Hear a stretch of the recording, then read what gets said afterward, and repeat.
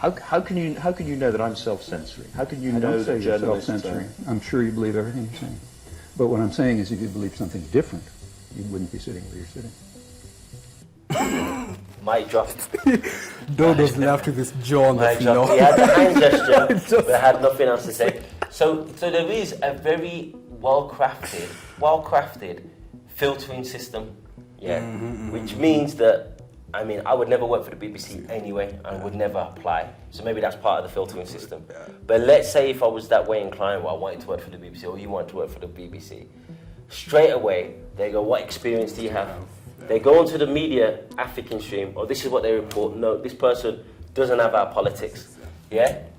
Then they ask you questions in the interview. What do you think about this? What do you think about that?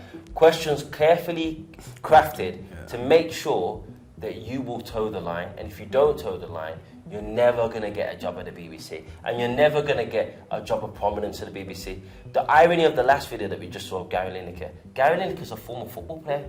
Yet he's schooling one of the BBC's highest paid journalists on how to do journalism. So it's not the cream of the crop.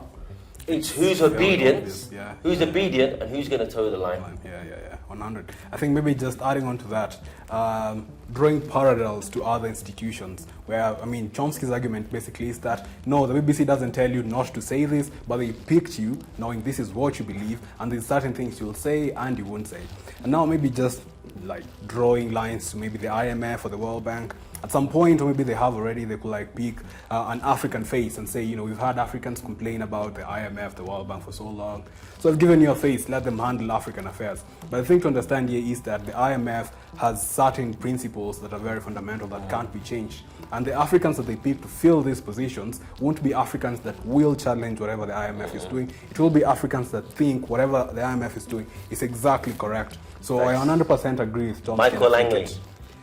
Exactly. What's interesting is Michael Langley has made these statements about Captain Ibrahim Traore, and people are writing, oh, this sellout, why has he sold us out? This guy is a sellout, but he would have been a sellout when he was 15 years old, when he was being nurtured to the role that he currently occupies. This isn't something that he doesn't believe now. He's just been nurtured, picked, and you know, promoted because he has these views. Because he has these views, and that's the fundamental.